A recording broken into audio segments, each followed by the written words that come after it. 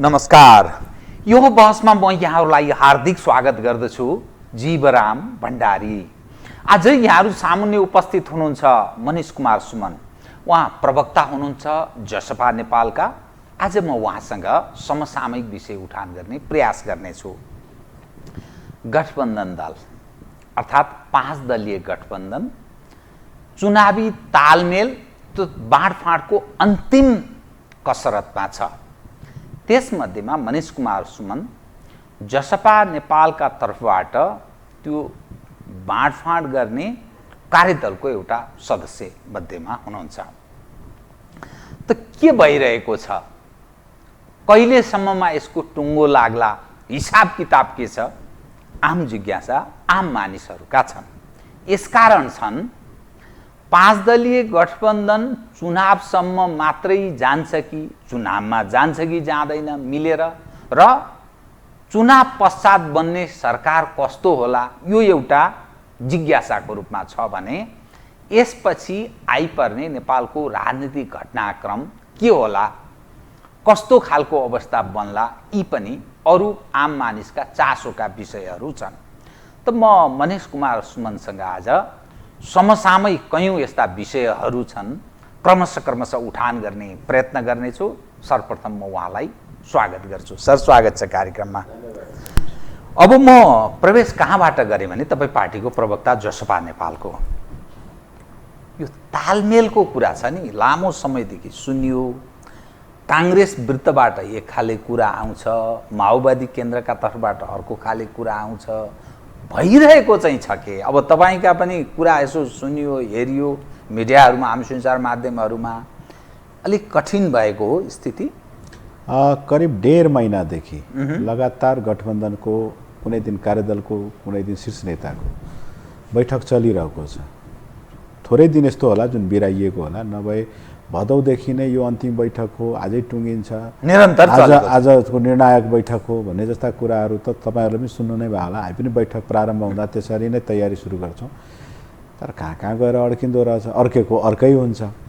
अब त्यो लामो गाँठो केमा परेको, त्यही त लामो कुरो गरेर त अब समय खेर फाल्नु जस्तो हुन्छ। पुरै 1.5 महिनाको डायरी। तर म 12 र 13 गतेको 2 दिनको तपाईँलाई भन्छु, दृश्य बताइदिने। 12 गते आश्विन 12 गते हामी करिबमा थियौँ। न कसैको चित्त बुझेको थिएन, हाम्रो पनि चित्त बुझेको थिएन, अन्य पनि घटक दलहरूका चित्त बुझेको थिएन। असोज 12 गते सालाखाला के भएको थियो त्यसमा। तर पनि त्यो दिन ठिकै जस्तो लागेको थियो। ल ठिक छ, अलिअलि मिलाउनु पर्छ, नेपाली काङ्ग्रेसले अलिकति कम्प्रोमाइज गर्नुपर्छ। सिटौलाजी उहाँहरूको तर्फबाट त्यो प्रतिवेदन तयार गर्ने एकजना संयोजकको नाताले उहाँ नै हुनुहुन्थ्यो। ल ठिक छ, यो पनि मिलाउन सकिन्छ, यो पनि मिलाउन सकिन्छ जस्तो कुरो भएको थियो। तर 13 गते जब उहाँ रातभरि फेरि प्रयास गरेर अर्को प्रस्ताव तयार गर्नुभयो, 13 गतेको जुन प्रस्ताव प्रस्तुत भयो बेलुका, उपेन्द्र यादवजी बाहिर हुनुहुन्थ्यो। उहाँ 9 बजे आउने भएर बैठक नै ढिलो गरी सुरु भएको थियो। ल उपेन्द्रजीलाई पनि कुरौँ, उहाँ आएपछि बैठकले अन्तिम रूप लिएला। तर आज 13 गते चाहिँ अन्तिम गर्नै पर्ने, भोलिदेखि निर्वाचन आयोग गएर समानुपातिकतर्फ लाग्नुपर्छ भन्ने सबैको मान्यता थियो।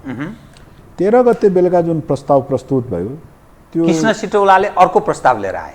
त्यही प्रस्तावमा राम्ररी संशोधन गरेर ल्याए हो। त्यसमा सल्लाह गरे, शेरबहादुर देवाजीसँग पनि गरे अथवा आफ्ना पार्टीमा सल्लाह गरे, र थोरै माओवादीलाई पनि काखी च्यापे, र अन्य दललाई तपाईँलाई दरकिनारै गरे। त्यो 13 गते प्रस्तुतमा हामी निर्वाचित भइसकेका सिटहरू पनि हाम्रो रोमा थिएन, अन्य पार्टीलाई दिएको हो।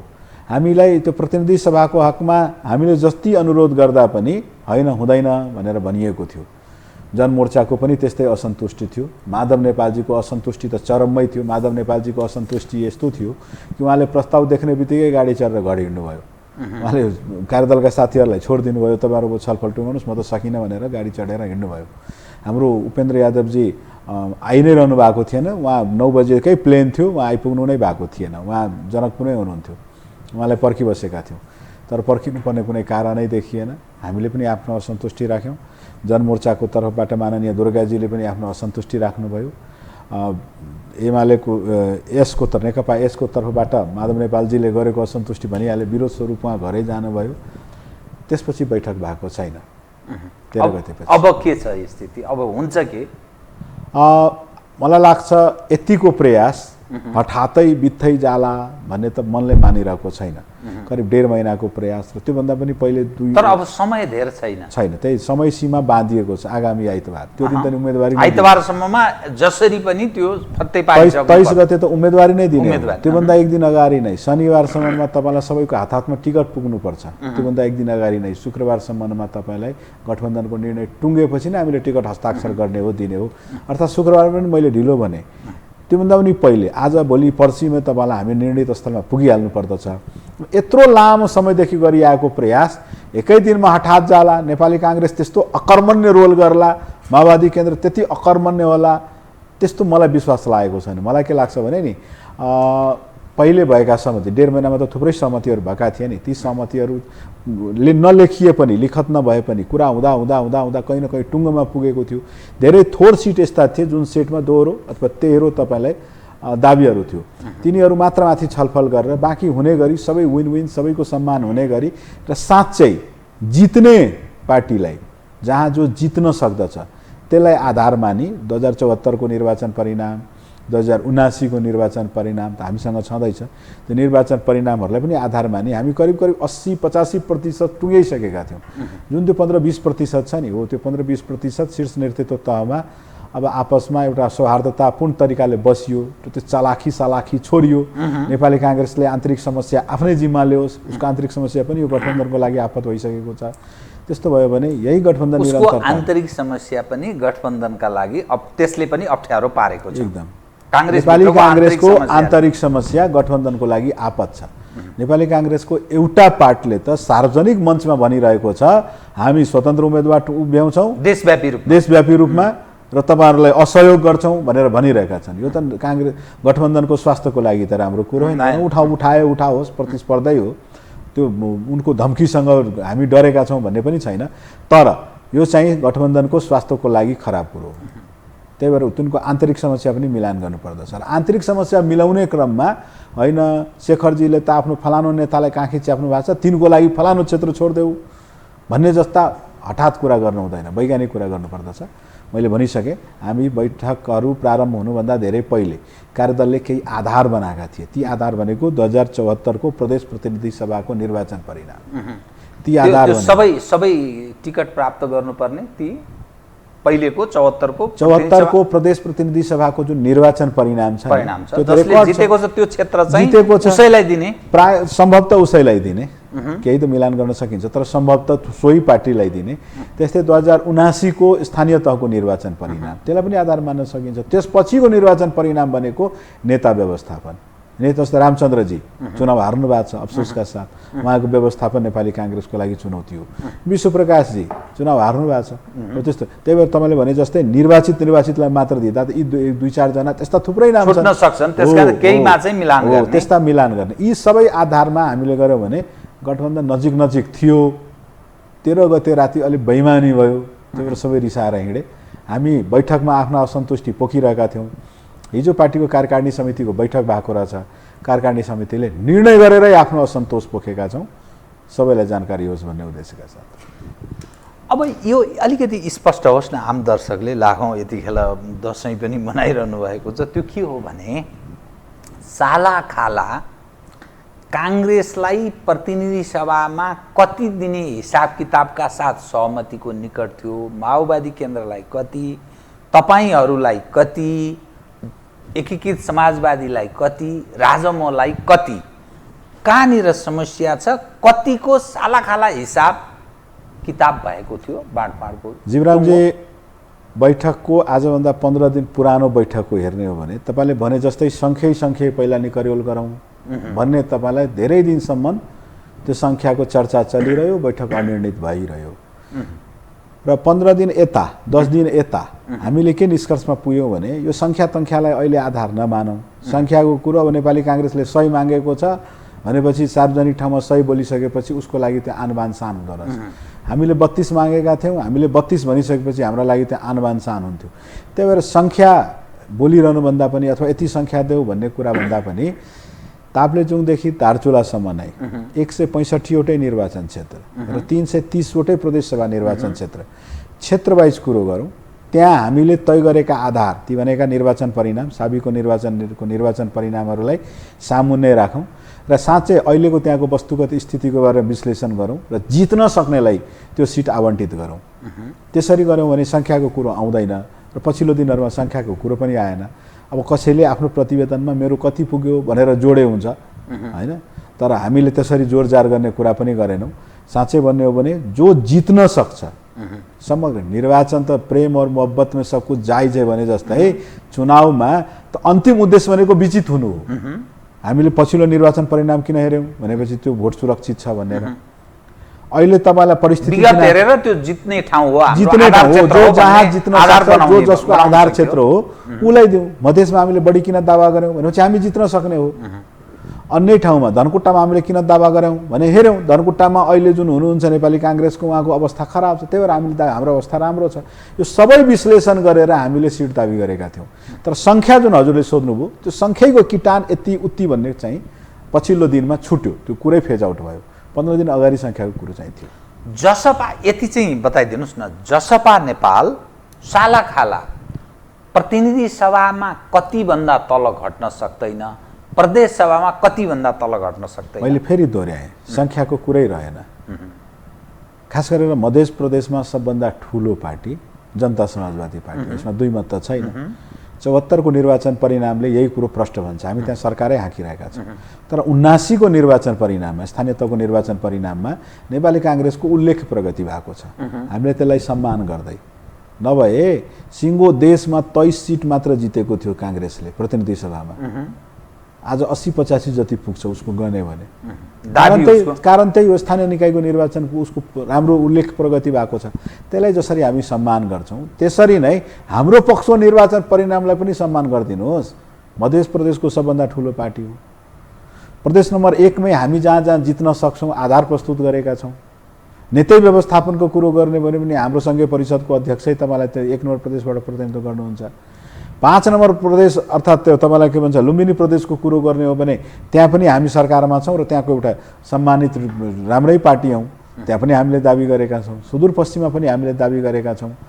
दार्चुला के भन्छ कर्णाली अथवा तपाईँलाई के भन्छ गण्डकी, यिनीहरूतिर हाम्रो त्यति दाबी छैन। हामीले भनेका छौँ पार्टी निर्माणको अवस्थामा छ, तपाईँहरू जे रुचाउनुहुन्छ त्यो एउटा प्रदेश सभा भए पनि तपाईँ रुचाउनुहुन्छ भने हामीलाई दिनुहोस्। साँच्चै हामीले दावा गर्न सक्ने धेरै आधार छैन। हामीले अरूको सम्मान गर्ने, तिनको निर्वाचन परिणामको सम्मान गर्ने, हाम्रो निर्वाचन परिणामलाई त हास्यास्पद बनाइयो। होइन, तपाईँहरू त जित्नु नै हुन्न, तपाईँको त दिनै हुँदैन, तपाईँको त यो क्षेत्र पनि हुँदैन, त्यो क्षेत्र फललाई दिनुपर्छ। निर्वाचित भएको जितेको मैले नामै लिउँ न, धनुषाको 2 हामी 30,000 मत फरकले जितेका थियौँ, मतान्तरले जितेका थियौँ। आज आएर नेपाली काङ्ग्रेसको कुनै समूहले गुटले मेरो नेता त्यहाँ काखी च्याप्नुपर्छ, मेरो नेता रिसाउँछ, त्यो नेताले मलाई भोलि छोडी हिँड्छ, त्यहाँ काङ्ग्रेसले दाबी गर्यो दाबी गरेछ। मैले एउटा प्रतिनिधि क्षेत्रको कुरो गरेँ। त्यस्ता थुप्रै क्षेत्र छन् हो। यी र यस्ता कारणहरूका खातिर गठबन्धनमा सङ्कट आएको हो। हाम्रो पहिलो प्राथमिकता यही गठबन्धन सुध्रोस् भन्ने हो।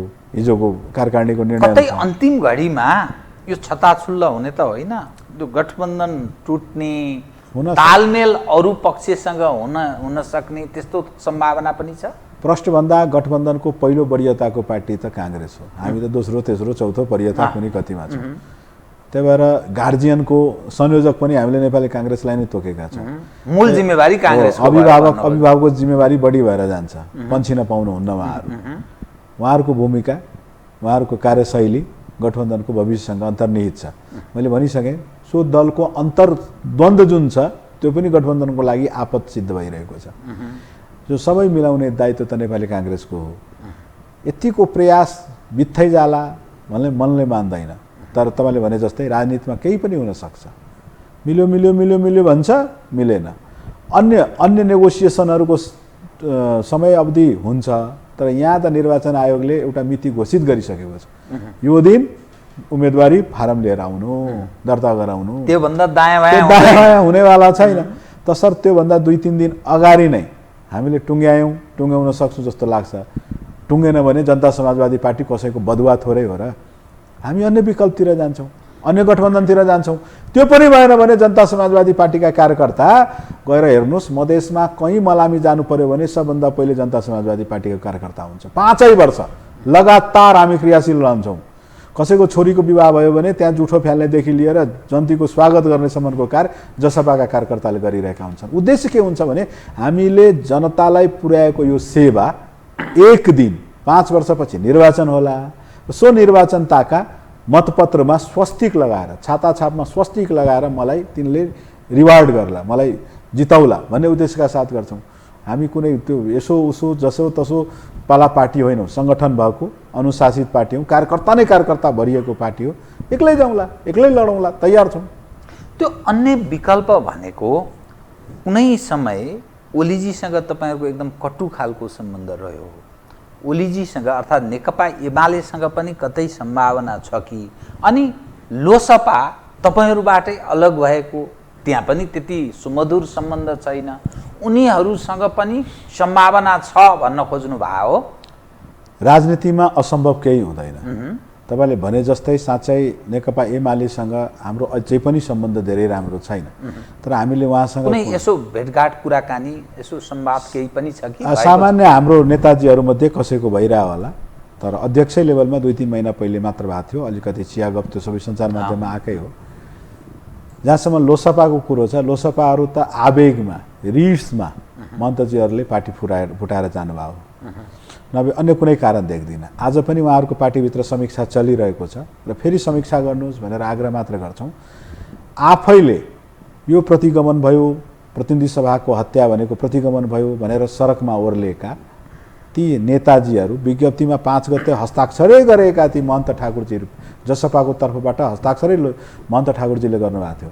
यो प्रतिगमन भयो भन्ने नेता अथवा आमसभाहरूमा ठुल्ठुलो भाषण, यो ओलीले देश खायो, विद्या भण्डारीले त्यस्तो राति के भन्छ प्रतिनिधि सभा विघटन गर्ने कुकर्म गरिन् भन्ने जस्ता भाषण गर्ने राजेन्द्र महतोजीहरू किन त्यही ओलीसँग 18 दिने मन्त्री परिषदमा उप प्रधानमन्त्री बन्न आफूलाई साट्नु भयो? त्यतिको समीक्षा मात्र गर्नुहोस्। नभए हाम्रो सबभन्दा नजिकको सम्बन्ध बनेको पार्टी भनेको लोसपा नै हो। मधेसी जनताको उत्कट इच्छा पनि तिमीहरू लोसपासँगै गठबन्धन गर भनेर भनेका हौँ। हाम्रै पार्टीको अध्यक्षले, म आफै पनि, मेरा अन्य नेताजीहरूले पनि 1-2 चोटि होइन, पछिल्लो 3-4 महिनामा सैकौँ चोटि हामीले लोसपालाई गठबन्धन एकीकरण सबैका लागि आह्वान गरिसकेका छौँ। अब लोसपाको कुरा हो, लोसपालाई किन सोच्नु भन्ने कुरो। उनी हाम्रा कुनै दूरका नातेदार हुँदै होइनन्, सबभन्दा नजिकका कुटुम्ब हुन्, आफन्त हुन्। जहाँसम्म एमालेको कुरो गर्नुभयो, साँच्चै एमालेसँग हाम्रो तपाईँलाई धेरै राम्रो सम्बन्ध त छैन, तर भविष्यमा कुदन कदाचित एमालेसँग हामी गठबन्धन गर्नु पर्यो भने भोलि पर्सिमा विचारको साटासाट हुँदैन। गठबन्धन भनेको संयुक्त घोषणापत्र हुँदैन, सिटको तालमेल हुन्छ। हिजोका दिनमा पनि सिट तालमेल भएको थियो, जुन अन्तिम घडीमा सम्भावना छ। राजनीतिमा धेरै टाढा र नजिक भन्ने नै हुँदैन। अहिले हेर्नुहोस् न, जनता समाजवादी पार्टी राजमो राष्ट्रिय जनमोर्चा नेपालसँग 5 दलीय गठबन्धनमा सँगै सहकार गरिरहेको छ कि छैन? राजमो भनेको घनघोर संघीयता विरोधी पार्टी, चित्रबहादुर केसीको पार्टी।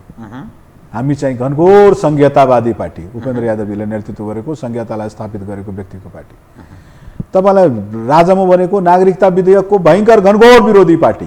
हामी चाहिँ नागरिकता विधेयक हुनैपर्छ भनेर अहिले पुतला दान गरिरहेको पार्टी, राष्ट्रपतिको पुतलै दान गरिरहेको पार्टी, तर पनि सहकार गरिरहेका छौँ। राजनीतिमा असम्भव भन्ने हुँदैन। यो नेपाल हो, नेपालमा अन्तर पार्टी सम्बन्ध यति राम्रो छ। बङ्गलादेशमा सुन्ने गरेका छौँ, बेगम खालिदा जिया आएको बेला शेख हसिना वाजेदको घरको बिजुलीको लाइनै काटिन्छ, शेख हसिना वाजेद सत्तामा आउँदा बेगम खालिदा जियाको घरको केवलै काटिन्छ। अर्थात् त्यति द्वन्द्व छ।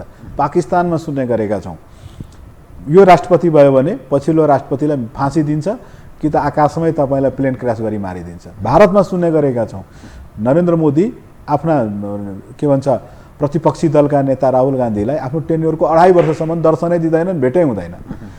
त्यो जस्तो कटुता यहाँ छैन। यहाँ राजनीतिक हिंसा पनि हुने गरेको छैन। यहाँ तपाईँलाई अन्तर्पार्टी सम्बन्ध धेरै राम्रो छ। उपेन्द्र यादवजी के भन्छ केपी शर्मा ओलीसँग चिया खानु कुनै नौलो कुरा होइन, भइरहन्छ। तसर्थ यहाँ कसैसँग कुनै पानी बाराबार छैन। निर्वाचन भनेको विजित हुने एउटा उद्देश्यका साथ लडिन्छ र त्यो विजित हुने कुरामा तालमेलसम्म हामी गर्न सक्छौँ, नगर्न सक्ने होइन, असम्भव केही छैन। अब तपाईँहरू उप नि केही प्रश्नहरू मानिसका के रह्यो भने, तपाईहरू पटक पटक मधेसको मुद्दा उठान गर्नुहुन्छ, सरकारमा जानुहुन्छ, सत्ताको तालचाबी लिनुहुन्छ। अहिले प्रदेश 2 मै पनि तपाईहरुकै नेतृत्वमा सरकार छ मधेसमा, तर त्यसको नतिजा के आयो? चुनाव आयो, मधेसको कुरा आउँछ, एकपछि अर्को तपाईँहरू विभाजित कमजोर हुँदै जानुभएको छ। जस्तै लोसपा तपाईँहरूबाट अलग भयो, बाबुरामजी अलग बाटो तय गर्नुभयो, उहाँ प्रचण्डजीको खल्तीमा पस्नुभयो।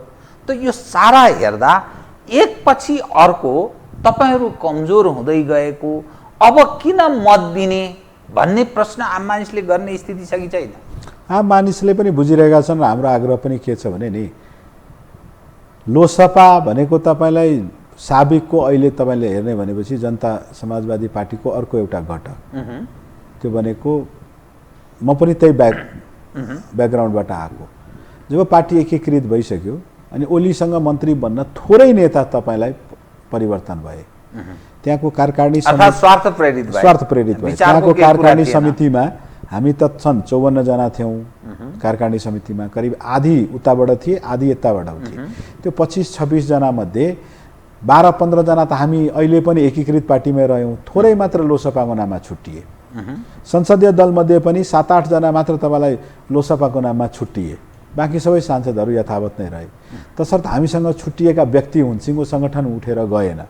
जहाँसम्म डाक्टर बाबुराम भट्टराईजीवाला कुरो गर्नुहुन्छ, म त गौरवान्वित महसुस गर्छु। म त्यो एउटा अदनासा व्यक्ति, नेपालकै सबभन्दा पढे लेखेको डक्टर PhD गरेको सबभन्दा विद्वान व्यक्ति, राजनीतिमा सबभन्दा उपल्लो तहको पूर्व प्रधानमन्त्री रहिसकेको व्यक्तिसँग काम गर्ने मौका पाएँ। तर उहाँ अलि विचलन रोगी, अस्थिरता रोगी देखिनुभयो।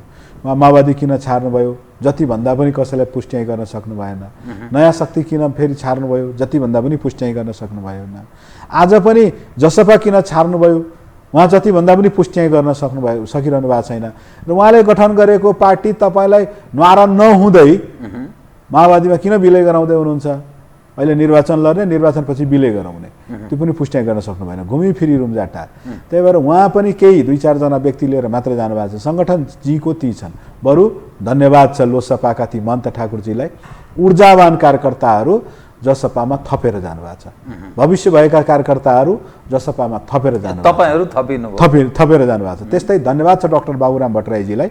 उहाँसँगै सङ्घर्ष गरेर माओवादी, नयाँ शक्ति हुँदै सङ्घर्ष गरेर आएका थुप्रै ऊर्जावान साथीहरू नीति र सिद्धान्तको आधारमा, पार्टीको कार्यशैलीको आधारमा जसपामै छोडेर जानुभएको छ।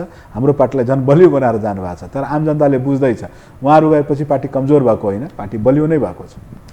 तपाईसँग अर्को खाले प्रश्न म कसरी उठान गरेँ भने, जसपाको उन्नयन अर्थात् जसपा स्थापित हुने मूल कारण भनेको मधेसको मुद्दा, मधेसी जनताको हक अधिकारको कुरा, मधेसका तमाम समस्याहरू छन्, ती समस्याहरू समाधान गर्ने त्यसका मूल मुद्दा बोकेर तपाईँहरू हिँड्नुभयो।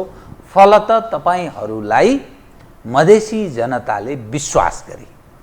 तर तपाईहरू यो सङ्घीय सरकारमा सामेल भएपछि, तपाईहरूको नेतृत्वमा प्रदेश सरकार बनेपछि यी सारा चिज हेर्दा मधेसी जनताले के पाएर तपाईँहरूलाई फेरि भोट दिने बताइदिनुहोस् त। हो, तपाईँले भने जस्तै अहिले पनि मधेसको सबभन्दा ठुलो पार्टी, शक्तिशाली पार्टी, कार्यकर्ता भएको पार्टी, अनुशासित पार्टी जसपा नेपालले। यसमा त तपाईँ र मेरो कुनै दुई मत हुने कुरा अहिलेसम्मको। तर अब गुमाउनुहुन्छ तपाईँहरू भन्छ। अब त्यो त मत परिणामले देखाउँला। मन्सिर 4 गते जनता भगवान हुन्, जनताले लोकप्रियता स्थापित राखिदिन्छन्। मन्सिर 4 गते बाकसमा भोट खस्यो भने हाम्रो जनमत तपाईँलाई देख्न सकिन्छ। अहिले त हामीले गरेको अनुमान मात्र हो।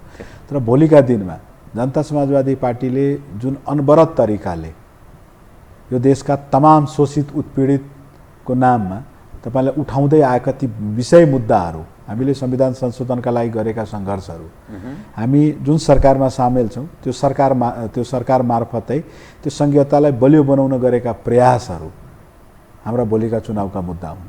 सङ्घीय सरकारमा पनि हामीले निर्वाह गरेका भूमिकाहरू, साँच्चै भूमिका निर्वाह गर्दा कहीँ गलती भयो होला, कहीँ ठिक भएको होला। प्रदेश 2 कै मध्य प्रदेशकै सरकार हेर्ने हो भने प्रदेश 2 को आम मानिसको, खास गरी मधेसी भनेर जसलाई चिनिन्छ नि, उनीहरूको जीवन स्तरमा पहिलेको भन्दा के परिवर्तन आयो बताइदिनुहोस् त। अब त्यसरी सोधिने हो भने त परिवर्तन त आएको छ। सकारात्मक तरिकाले हेर्ने हो भने परिवर्तन आएको छ। म यो प्रदेश 2 को प्रवक्ता पनि होइन, त्यो सरकारको तथापि त्यो सरकारको पार्टीको मेरो पार्टीको भए पनि मुख्यमन्त्री हुनुहुन्छ, मेरै पार्टीको भए पनि व्यापक करप्सनको कुरा अन्यथा नठान्नुहोस्। व्यापक करप्सनको कुरा छ, मधेसीको हकितका लागि त्यहाँ रोजगारी सिर्जना गर्ने सवालदेखि लिएर अनेकौं सवालमा अहिले मधेस पनि पहाड झैँ बाँझोमा रूपान्तरित हुँदैछ। युवाहरू गुजाराका लागि हिजोका तुलनामा तपाईँ 5 वर्ष अगाडिको मधेसी युवाहरू हेर्नुहोस्, युवती कम जाँदा रहेछन्। पहाडका चाहिँ युवती पनि जाने, मधेसका चाहिँ युवतीहरू नजाने, तर युवाहरू सबै अर्थात् जो जवान ठिटाहरू छन् ती सबै विदेश जाने क्रम छ। यसरी हेर्दा अवसर त प्रदान छैन भन्ने अर्थ लाग्छ कि झन्झन बिग्रदै गएको छ भन्ने पनि अर्थ लाग्छ। त्यो आधार सुनाउनुहोस्। तपाईँको कुरोसँग म विमति राख्दिनँ। म त झन् मधेस सरकारले गरेका व्यथितिहरूको बारेमा प्रष्ट बोल्ने मान्छे, तर मधेस सरकारले गरेका राम्रा कुराहरू पनि बोल्ने मान्छे। तपाईँले भने जस्तै विदेश पलायन हुने रेकर्ड हाम्रो कम भएको छैन। कोरोनामा विदेशले स्वीकारै नगरेपछि मात्र बरु घटेको थियो, नभए अझै पनि हाम्रा झन् बढ्दैछ, अहिले बढ्दैछ। यो दसैँ ताका पनि फर्किने भन्दा जानेको क्रम बढी छ। यो अवस्थामा हामीले सुधार गर्न सक्थ्यौँ, नगर्न सक्ने होइन, तर अपेक्षा गरिए जतिको काम गर्न सकिएको छैन। रोजगारहरू त्यतिको सिर्जना गर्न सकिएको छैन। विकासले मूल बाटो त फुटाएको छ, विकास थुप्रै ठाउँमा भएको छ, नभएका होइनन्, तर विकास गरे पनि हामीले देखिने गरी स्वाङ गर्ने गरी सबै काम गर्न सफल। जहाँ रोजगारीको अवसर सिर्जना हुँदैन नि, यसको अर्थ त्यहाँ विकास भएको छैन भनेर त्यो सूचकको रूपमा त्यसलाई मान्नुपर्छ। होइन, तपाईँको कुरोसँग म सहमत छु, तर हामीले गरेका केही काम के छन् भने हामी जसरी पार्टीको नीति सिद्धान्तमा लेखेका छौँ समानुपातिक समावेशिता, मध्य प्रदेश सरकारले बनाएको सबै कानुनलाई हेर्नुहोस् भने हामी समानुपातिक समावेशिता स्थापित गर्दै गएका छौँ। मध्य प्रदेश एउटा पहिलो यस्तो प्रदेश हो जहाँ 50% महिलालाई आरक्षण छ। मध्य प्रदेश पहिलो यस्तो प्रदेश हो जहाँ तपाईँलाई सबभन्दा पहिले प्रदेश प्रहरी ऐन बनाएर हामीले रोजगारीको अवस्था सिर्जना गरेका थियौँ। हामी तर सङ्घले मानेन, सङ्घले बाजेको बजाइ गर्यो। हामी त्यो पहिलो प्रदेश सङ्घले मानेन, तर त्यही सङ्घ सरकारमा तपाईँहरू सामेल हुनुहुन्छ। फेरि होइन, सामेल त छौँ, सामेल नहुनु अलिक विरोधाभास भएन। सामेल यता मिलेर पनि खाइरहने भन्ने मैले भाषा प्रयोग गरेँ, किनभने अब अहिले नेता मन्त्री यो हो टेलिभिजनको मालिक, यो हो टेलिभिजनको मालिक सिइओ र कामदार क्षेत्राधिकारमा फरक हुन्छ। हामी सङ्घ सरकारमा सामेल छौँ, शब्द तपाईँले नै चयन गर्नुभयो। सङ्घ सरकारको सञ्चालनकर्ता होइनौँ, तर मध्य प्रदेश सरकारको सञ्चालनकर्ता हौँ। त्यहाँ सामेल तामेल छैनौँ, हामी अरूलाई सामेल गरेका छौँ। त्यो सरकारै हामी हाँकिरहेका छौँ। तसर्थ सङ्घ सरकारले प्रदेश प्रहरी ऐन सम्बन्धी निकर्योल किन गरेन भनेर हामी प्रश्न जवाब दिन सकिरहेका छैनौँ। तर सबैले देख्ने गरी प्रदेश प्रहरी ऐन तपाईँले बजाउनु हुँदैन, निकर्योल गर्नुपर्दछ, कानुन मन्त्रालय त्यो सम्बन्धी विधेयक ल्याउनु पर्दछ, केन्द्रीय प्रहरी निकायले पनि अब बाधा अवरोध गर्नु हुँदैन भनेर बोलेको कुरो त छरपष्ट छ। मैले भनेको म एउटा मधेसमा बस्ने एउटा मधेसीको हिसाबबाट मैले विषय उठान गरेँ है त। लामो समयदेखि मधेस केन्द्रितको नाममा राजनीति गरिरहेका तपाईँ सहित तपाईँका अझ अगुवा र कतिपय पछुवा जो कार्यकर्ता छन्, अब मधेसी जनताले भोट दिने मूल आधार अर्थात् यो पार्टी चाहिँ गयो भने यसले केन्द्रमा पनि सरकारमा सहभागिता जनायो या उसकै नेतृत्वमै केन्द्रमा सरकार बन्यो र प्रदेशमा सरकार बन्यो भने के पाउँछु भनेर मधेसी जनताले भोट दिने त्यो नाप्ने आधार के? कुरो तपाईँको एकदम जायज छ। त्यो आधार भनेको जनता समाजवादी पार्टीले के गरेको छ भन्ने कुरा हामीले तपाईँको सञ्चार माध्यम मार्फत र हाम्रो साथीहरूले आफ्ना सहकर्मीहरूलाई सुनाएन भने साँच्चै अधुरो अपुरो रहन्छ। जसपाप्रतिको त्यो विश्वासलाई कायम राख्न पनि हामीले आफ्ना कुरा प्रष्ट बोल्न पाउनुपर्छ। यो देशमा आज जुन प्रेस स्वतन्त्रताको अनुभूति गरिरहेका छौँ नि, हामी तपाईँ अन्तर्वार्ता चलाइरहेका छौँ। केपी ओलीकै शासन क्षमता निरन्तर रहे सायद यो प्रेस स्वतन्त्रता रहन्न थियो। राजाकै शासन रहेको भए त यो स्टुडियो नै खुल्दैन थियो होला। प्रेस स्वतन्त्रता हामीले तपाईँलाई स्थापित गरेका छौँ। त्यस्तै आज जुन समानुपातिक समावेशिता हेर्दै हुनुहुन्छ, आज तपाईँले आफ्नो यो टेलिभिजनमा पनि कुनै समिति बनाउनु भयो भने एकजना महिला एकजना दलित खोजी राख्नुहुन्छ, अवसर दिनुहुन्छ। त्यो समावेशी समानुपातिकताको कानुन नै बनाउन पनि जसपालाई दिनै पर्दछ। विकास जुन तपाईँलाई स्थानीय तहले आफ्नो विकास आफै गरिरहेको छ अहिले, अब त्यो व्यथिति होला आफ्नै ठाउँमा छ, तर विकास गर्ने अधिकार स्थानीय निकायले पनि पाएको छ, आफ्नो प्रदेश सरकारहरूले पनि पाएको छ। त्यसको फाइदा पनि हामीले लिनै पर्दछ त्यो कानुन बनाउँदाखेरि। प्रदेश सरकारहरूले जुन संघीयतालाई अहिले इस्ट्याब्लिस गरेको छ मान्ने एमाले तपाईँलाई 3.5 वर्षसम्म 6वटा प्रदेशमा सरकार चलायो, संघीयतालाई स्वीकार गर्यो, संघीयतामा रुमल लियो, संघीयतामा अभ्यासै गर्यो। हो त्यो फाइदा पनि तपाईँलाई जनता समाजवादी पार्टीकै हो भन्दा हुन्छ, त्यो उपादेयता पनि। यस्ता थुप्रै काम गरेका छौँ। आज सङ्घको अधिकार गाउँको ती वडासम्म पुर्याइएको कुरो हामी पनि छौँ, साधक छौँ। संघीयता अधिकार विहीन छ प्रदेश चाहिँ भने होइन, फेरि अर्थात् स्थानीय तहलाई पनि अधिकार कम छ, जो आश गरिन्छ त्यो कम। मैले भनिसकेँ सङ्घर्षको क्रम हो यो, केही अधिकार निरन्तरता सङ्घर्ष प्राप्तिको क्रम हो। केही अधिकार साँच्चै त्यहाँ तल्लो तहसम्म गएको छ, थुप्रै अधिकार त अझै पनि सङ्घले राखेकै छ। सङ्घमा काम गर्ने केही ठुला ठालुलाई के लागेको छ भने मैले यो अधिकार अझै पनि बाँडेँ भने, विकेन्द्रित गरेँ भने, काठमाडौँको एकल शासन सत्तालाई विकेन्द्रित गरेँ भने मैले खाइपाइ आएको खानाबाट अंश दिनुपर्छ, मैले लगाएको लुगा च्यातेर दिनुपर्दछ। त्यो मानसिकताले यहाँ बसेका सङ्घमा बसेका ती ठुला ठालुहरूले कहाँ अहिले तपाईँलाई सङ्घीय व्यवस्था स्वीकार गरेका छन् र तिनीहरू त अझै पनि यो प्रादेशिक व्यवस्था हुनुहुँदैन, खारेज गर भन्छ नि। त्यसले बोलिरहेका छन् भन्छन् भने यो प्रदेश सरकारले आफ्नो औचित्य पुष्टि गर्न सकेन, यसले न विकास निर्माणका लागि त्यहाँको नेतृत्वले न योजनाहरू त्यस ढङ्गले बनाउन सक्यो, न राज्य सञ्चालनका लागि प्रदेश सरकार सञ्चालनका लागि न स्रोत बनाउन सक्यो। अनि केन्द्रले दिने उसले लायो हरायो काम गर्ने के औचित्य के तुक यस्ता खाले प्रदेश सरकारको यस्तो प्रश्न गर्छन् नि त। निर्वाचन आसन्न छ, संघीयताको विरुद्धमा बोल्ने ती बोलक्करहरूलाई मेरो चेतावनी छ, चुनौती छ। मन्सी 4 गतेलाई एउटा कट अफ डेट मानौँ, तपाईँ यो संघीयता गाँडो भयो, यो संघीयता असुहाउँदो भयो भन्ने विषय लिएर निर्वाचनमा जाँदै हुनुहुन्छ। म चाहिँ यो संघीयता सबभन्दा वरदान भयो, यो संघीयतालाई अझै संस्थागत गर्नुपर्छ, यो संघीयतामा अपुग कुराहरूलाई पुर्याउनु पर्दछ भन्ने उद्देश्यले निर्वाचनमा जाँदैछौँ। ल निर्वाचन नै एउटा मत सर्वेक्षणको बाटो लिउँ न त। त्यस्ता बोल्ने राजेन्द्र लिङदेनजीहरू, त्यस्ता बोल्ने चित्रबहादुर केसीजीहरू, त्यस्ता बोल्ने कमल थापाजीहरूले निर्वाचनमा आफैलाई सिद्ध गर्नुपर्दछ।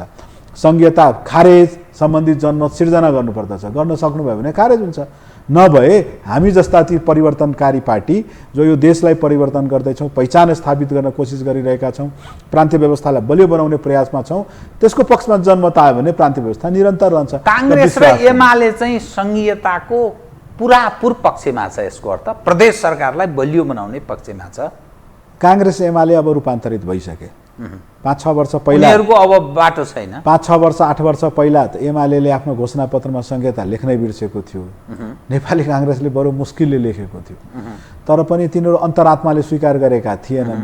तर मधेस आन्दोलनको राप र तापले पछिल्लो दिनमा उहाँहरूले पनि संघीयता स्वीकार गर्नुभएको छ। मैले भनिसकेँ नेपाली काङ्ग्रेस पनि र एमाले पनि विभिन्न सरकारै हाँकिरहेको छ, संघीयतामा आफूलाई ढालेको छ, संघीय प्रदेश समितिहरू बनाएको छ, तिनको पार्टीहरू पनि प्रदेश समिति हुँदो रहेछ, तिनका संरचनाहरू पनि प्रादेशिक हुन गएका छन्। अब प्रादेशिक संरचना कस्तो हुनुपर्दछ भन्ने कुरो जसपा र उनीहरूका बिचमा विमति चाहिँ होलान्, तर संरचना हुनुपर्दछ भन्ने एकल मान्यता चाहिँ त प्रदेश सरकार प्रदेश संरचना झन सबल र यसको जरुरी निरन्तरता यो मूल मुद्दा पनि बनाउने छ जसपा नेपालले। जनता समाजवादी पार्टी अहिले हामी घोषणापत्र लेख्ने क्रममा छौँ, निर्वाचनमा गइसकेका छौँ, हाम्रो पार्टी निर्वाचनको तयारीहरूमा छ। हामी संघीयतालाई बलियो बनाउनेदेखि लिएर संघीय लोकतान्त्रिक गणतन्त्रात्मक व्यवस्थाको स्थायित्वकोदेखि लिएर साँच्चै भन्यो भने यो मुलुकमा ती पछाडि परेका ती सबभन्दा समाजका अन्तिम जुन व्यक्ति हुन्छन् नि, सबभन्दा पिछडिएका क्षेत्रका जुन जनता छन्, त्यो राज्यको उपल्लो निकायमा मूलधारमा कसरी आउँछन् भन्ने समावेशी समानुपातिकताको सिद्धान्तलाई लिएर जनतामा जाँदैछौँ। त्यस्तै हामीले तपाईँलाई आर्थिक विकासको मुद्दा लिएर जनतामा जाँदैछौँ। त्यस्तै हामीले तपाईँलाई यो देशलाई कसरी साँच्चै विकासको मूलमा लान सकिन्छ भन्ने उद्देश्यका साथ लिएर जाँदैछौँ। त्यस्ता थुप्रै कुराहरू आम जनताका बीच लाँदैछौँ, न कि यसपटक खालि जय मधेस भनेर हामीले भोट माग्नेवाला छैनौँ। हामी तर्कका साथ मधेसका तपाईँहरू भन्नै छोड्नु भयो भन्छन् नि त। के को छोड? राष्ट्रिय रूपमा तपाईँहरू हामी राष्ट्रिय पार्टी हुने क्रममा लागि पर्नुभयो, त्यसकारण मधेसको कुरा छोडिदिनु भयो, अनि मधेसीले नि तपाईँहरूलाई छोड्दैछन् र अरू बरु यी पहाडिया जस्ता ठिक रहेछन् भन्ने महामिथ्या कुरा हो जीवरामजी। यसले आम जनता समक्ष दिग्भ्रम मात्र फैलाउँछ। मधेसको सबभन्दा ठुलो पार्टी जनता समाजवादी पार्टी। मधेसी भन्ने त काहीँ नामै छैन अहिले। हैन, मधेसी नाम राख्नुपर्छ र नाम राख्नु पर्दैन। जनताको सबभन्दा बाबुरामजीले छोडेपछि भन्न थाले हो तपाईहरुले? हैन, बाबुरामजी हुँदै विचार लिएर बाबुरामजी जानु भएन नि हामीसँग। बाबुरामजीले त दुईटा विचार थपेर जानु भएको छ। उहाँले छोडेर गएको त्यो विचारहरू हाम्रा मूल मन्त्र बनेका छन्। बाबुरामजीले हाम्रो विचारै लिएर जानुभयो। तिमीसँग विचार कसैको किन सिहारेको त तपाईले अर्काको? हैन, उहाँले छोडेर गएका कार्यकर्ता हाम्रा लागि सम्पत्ति हुन्। उनले गरेका राम्रा काम त हामी स्वीकार गर्नुपर्छ नि। बाबुरामजी रिस र आवेगमा अब कुनै के का खातिर असन्तुष्ट, मैले भनेपछि उहाँ विचलन रोगी, उहाँ तपाईँलाई के भन्छ थायित्व नहुने स्वभावका व्यक्ति, त्यही भएर परिवर्तन गरिरहनुहुन्छ। उहाँ परिवर्तन गरेर जानुभएको छ। उनको जिन्दगी लामो रह्यो भने फेरि माओवादीबाट छुटिनुहुन्छ होला। उहाँको कुरो वहीँसँग जाओस्। तर ती विचार नीति सिद्धान्तको आधारमा मधेसको सबभन्दा ठुलो पार्टी, मधेसीको सबभन्दा ठुलो संरक्षक पार्टी, मधेसीको मुद्दा उठान गर्ने पार्टी जनता समाजवादी पार्टी हो। मधेसी जस्तै यो देशमा आदिवासी जनजाति राष्ट्रिय पार्टी नहुने तपाईहरु क्षेत्रीय पार्टीको रूपमा रहिरहने राष्ट्रिय पार्टी मधेसी पार्टी भनेर बसिरहने। यो देशमा 20% खस आर्य छन् जो काठमाडौँमा बसेर देशमा शासन गरिरहेका छन्। त्यो खसारे भनेको फेरि कर्णालीको खसारेसँग नदाँज्नु होला। त्यो केही सीमित ती 20%ले 30 भन्दा बढी छन्। 20 भन्दा हैन, 30 मा बाँकी त ठिकै छन्। 20% यस्ता छन् जुन आफ्नो बुद्धिले कुबुद्धिले बाँकी 80% माथि शासन गरिरहेका छन्। एकल राज्य सत्ता चलाइरहेका छन्। परापूर्व कालदेखि हेर्नुभयो भने बाउ सिडियो, छोरो सिडियो, नाति सिडियो। ती सिडियोको संरचना हेर्नुभयो भने क्षमताले लोकसेवा पास गरेर आउने हो नि त त्यो त। हामी त्यही ठोक्नेवाला छौँ कि त्यही ठोक्नेवाला छौँ। बुद्धिले खाने चिजमा के गर्ने? बुद्धिले खाने, मैले भन्दैछु हैन, बुद्धिले खाने चिज होइन। त्यो बुद्धिले खाने चिज अब अरूले पनि पाउनु पर्दछ। हामी त्यो संरचना परिवर्तन गर्ने विचारमा छौँ। 77 वटा सिडिओ साहब मध्ये धेर थोर सिडिओ तपाईँलाई मधेसिया भेट्नुहुन्छ, जनजाति भेट्नुहुन्छ, अथवा ती परम्परागत कि खसारे भन्दा कर्णालीको खसारे भेट्नुहुन्छ। धेरै थोर। तपाईले संवैधानिक निकायको एउटा प्रक्रिया छ, त्यो पास गर्नुपर्छ। अब गर्ने के त? अब लोकसेवाको परीक्षा परिवर्तन गर्नुपर्दछ। लोकसेवामा जबरजस्ती बनाइदिने? जबरदस्ती होइन, जबरदस्ती होइन, वैज्ञानिक तरिकाले। त्यसकारण यसलाई सिडिओ बनाइदिनु पर्यो भनेर बन्न सक्छ र? त्यो के एकल जाति हुन्छ? एक त सबभन्दा पहिले हामीले आरक्षण, सबभन्दा पहिले त आरक्षण स्थापित संसारमै जस्तो छिमेकी देश भारतमै प्रतिस्पर्धा भन्दा आईएएस अफिसर हुनका लागि निश्चित क्राइटेरिया पुरा गर्नुपर्छ। वेस्टर्न कम्युनिटी इब्राहिमजी मेरो कुरो पुरा सुन्नुहोस्। तपाईको कुरोसँग म विमति नै राख्दिन। प्रतिस्पर्धाबाट मधेसिया पछाडि हटेको छैन। प्रतिस्पर्धाबाट तपाईँलाई जनजाति पनि पछाडि हटेको छैन। तर यहाँको शिक्षा प्रणाली जुन छ नि, त्यसले लोकसेवाको प्रतिस्पर्धालाई साँच्चै विवादास्पद चाहिँ बनाएको छ। म दृष्टान्त दिउँ। बच्चादेखि एकजना मधेसी बच्चालाई सिकाइन्छ खोर्सानी पिरो हुन्छ भनेलाई हामी मधेसमा कसरी सिकाउँछौँ भने नि मिर्चाई करु होइ छ। भाषाको समस्या। हामीले बन्चरोलाई जीवनभरि कुल्हारी भनेर सिकिरहेका हुन्छौँ। अर्थात् एउटा त्यो शिक्षा प्रणाली बच्चैदेखि हाम्रा स्कुलहरूमा पढाउने। म त तपाईँलाई नेपालीको त्यो यात्री कविता छ नि, कुन मन्दिरमा जान्छौ यात्री कुन मन्दिरमा जाने हो, त्यो पनि मैथिलीमा अनुवाद गरेर पढेको व्यक्ति हुँ। हाम्रो शिक्षा प्रणाली त्यहाँदेखि त्यस्तो छ। मातृभाषामा मैले भन्दैछु, मातृभाषामा ज्ञान दिनु पर्दछ भन्ने मान्यता सबैको छ। मातृभाषा लोकसेवाको परीक्षा,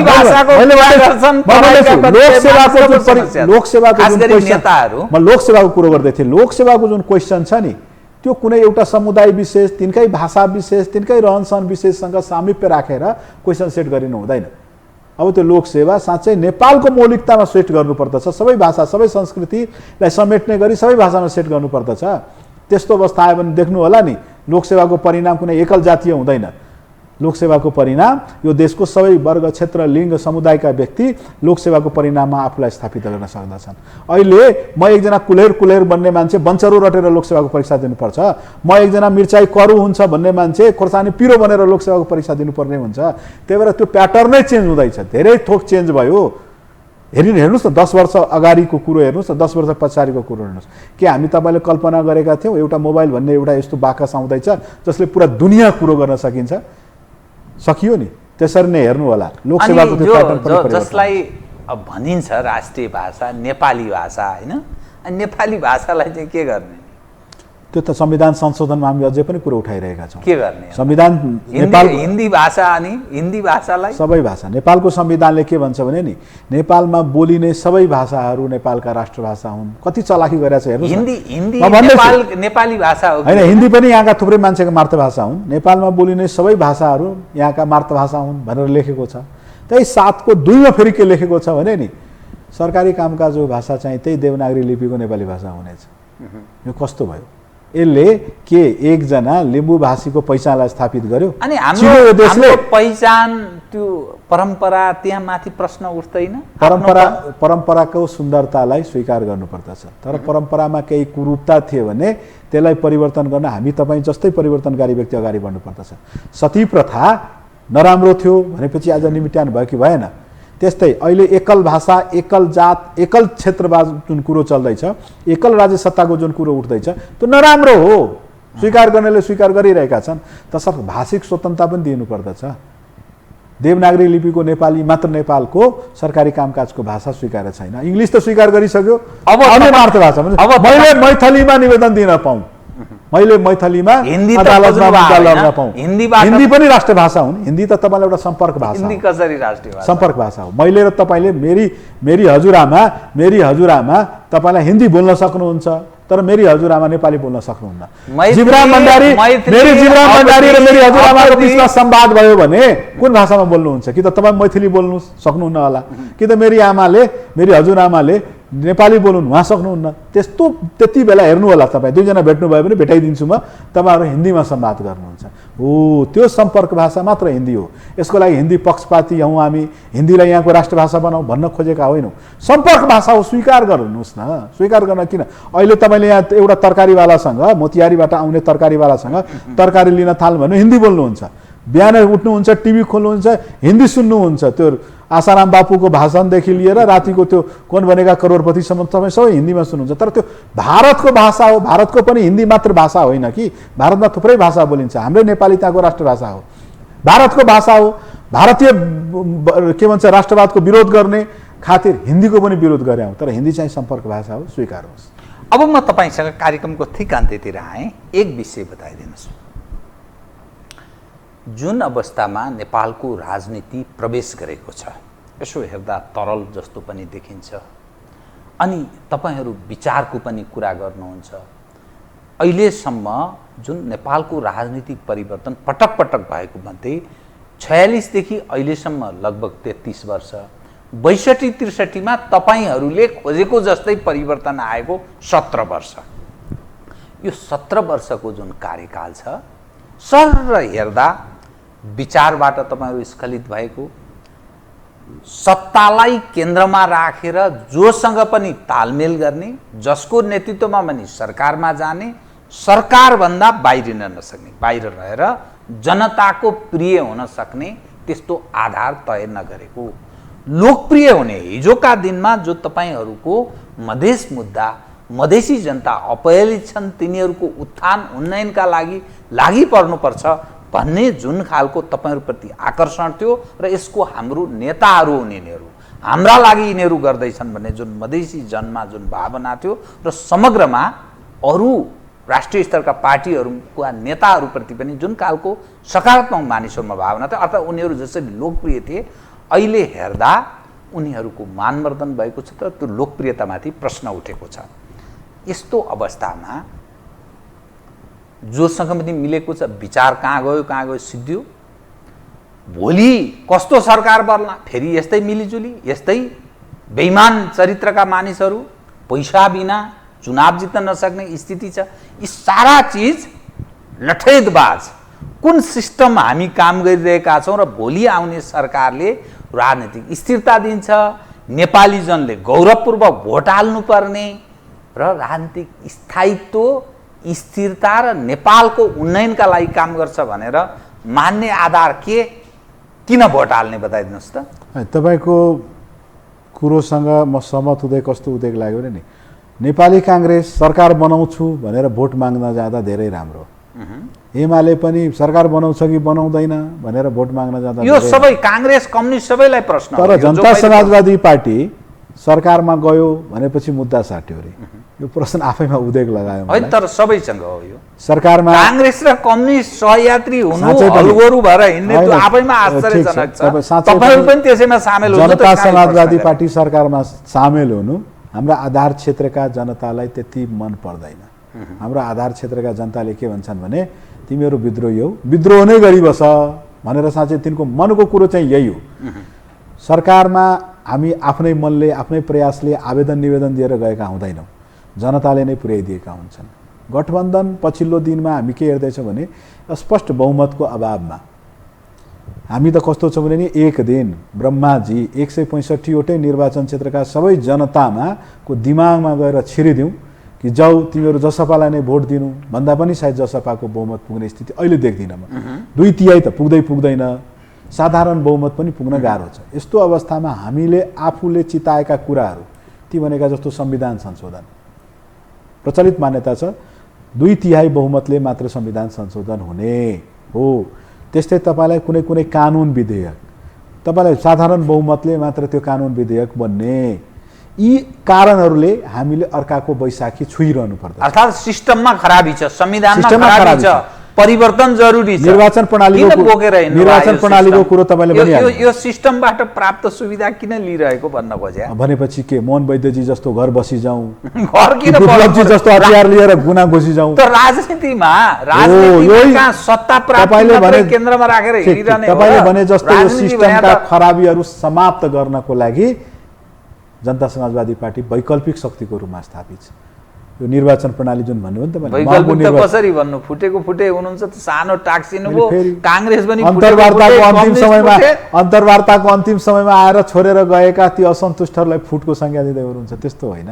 निर्वाचन प्रणालीको जहाँसम्म कुरो गर्नुभयो साँच्चै महँगो भयो। नेकपा माओवादी केन्द्रका एकजना तपाईँकै अभिनव मित्रले अस्ति भन्दै हुनुहुन्थ्यो अब यो निर्वाचनमा यही भएर लड्दिनँ किनकि मसँग पैसा छैन। अर्थात् यसलाई पनि सुधार गर्नुपर्दछ। यो सिस्टममा देखिएका ती बेथितिहरूलाई अन्त्य गर्नको लागि पनि एउटा परम्परागत पार्टीभन्दा फरक विचारको पार्टी चाहिन्छ, त्यो भनेको जसपा नेपाल हो। यो सिस्टमलाई चेन्ज गर्नको लागि पनि हामी यो सिस्टममा घुस्नु पर्दछ, नालीलाई सफा गर्न नालीमा खुट्टा हाल्नै पर्दछ। हो तपाईले भने जस्तै यी बेथितिहरू, यी गलतीहरू, निर्वाचन प्रणालीका महँगा कुराहरू यी सबै खराब हुन्, तर त्यसका लागि पनि संविधान संशोधनका उद्देश्यले हामी गठबन्धनमा छिरेका हुन्छौँ। प्रतिगमनलाई परास्त गर्नको लागि हामी गठबन्धनमा छिरेका हुन्छौँ। अब तिमीहरू यो मान्दिनौ भनेर घर जाऊ भनेपछि जयकृष्ण गोइज जस्तो हतियार उठाएर जान सकिने अवस्था छैन। प्रचण्डजी त जङ्गल जानुहुन्न, जसपा किन जाओस्? हामी यही सिस्टममा रहन्छौँ, यो सिस्टममा छिर्छौँ र सिस्टम सुधार्छौँ। सिस्टमलाई एक दिन साँच्चै जनप्रिय, लोकप्रिय, जनस्तरको बनाउँछौँ भने तपाईँलाई विश्वास दिलाउँदैछ। यो सिस्टममा सुधार्ने कि यो सिस्टम फालेर अलि अलग ढङ्गको अवस्था सिर्जना गर्ने भने कि त्यसैमा सामान्य सुधार मात्रै? सामान्य सुधार गर्ने। यो सिस्टम सङ्घीय लोकतान्त्रिक गणतन्त्रतात्मक व्यवस्था आफैमा नराम्रो उत्तम व्यवस्था हो। सङ्घीय लोकतान्त्रिक गणतन्त्र उत्तम व्यवस्था हो। यो व्यवस्था हुँदै मैले जस्तो त्यो नाममा भोट पाइएला अब भोट त जनताले दिइरहेका छन् नि, दिन्छन्। सङ्घीय लोकतान्त्रिक गणतन्त्रको विपक्षमा कोही छैन। थोरै राजावादीहरू सडकमा आए, तिनको राजावादी छन् अझै थोर त छन् नि। कमलजीहरू अहिले पनि तीर लिएर हिँड्दै हुनुहुन्छ। रविन्द्र मिश्रजीहरू अझै पनि हलो लिएर हिँड्दै हुनुहुन्छ। नभएका होइनन्, थोर छन्। हो उहाँहरूले पनि आफ्नो वाक स्वतन्त्रता पाएको सिस्टमको नाम सङ्घीय लोकतान्त्रिक गणतन्त्र हो। उहाँहरूले शासन गरेको सिस्टममा मैले यसरी बोलिरहँदा मलाई जेल हालिन्थ्यो, तर यो सिस्टममा उहाँहरूले जे मन पराए पनि बोलेपछि पनि उहाँलाई बोल्ने वाक स्वतन्त्रता छ। त्यही सिस्टमको नाम हो लोकतन्त्र। यो लोकतान्त्रिक व्यवस्था उत्तम व्यवस्था हो, तर यसमा साँच्चै केही सुधार गर्नुपर्छ। ती सुधारको कुरो भनेको संविधानको संशोधन, ती सुधारको भनेको निर्वाचन प्रणाली जुन छ नि यो महँगो भयो, विकृत भयो, साँच्चै विकृत भयो। यसमा पनि सुधार ल्याउनु पर्दछ। यी र यस्तै थुप्रै प्रणालीहरू सुधार गर्नुपर्दछ। यो सुधार गर्ने क्रममा जसपा लागेको छ। जसपाले खालि मत बटुल्ने, निर्वाचन मात्र एउटा त्यो जस्तो होइन, सिद्धान्त भएको, नीति भएको पार्टी हो। आफ्नो सिद्धान्त र नीतिलाई निर्वाचनको माध्यमले राज्य सत्तामा स्थापित गर्दै जान हाम्रो मूल उद्देश्य हो। हस्, धन्यवाद सर। तपाईँलाई पनि धेरै धेरै धन्यवाद। आदरणीय दर्शकवृन्द, उहाँ हुनुहुन्थ्यो मनिष कुमार सुमन, प्रवक्ता जसपा नेपाल। म सहित मेरो सम्पूर्ण युनिटलाई कार्यक्रमबाट बिदा दिनुहोस्, तर यो टेलिभिजन हेर्दै रहनुहोला। नमस्कार।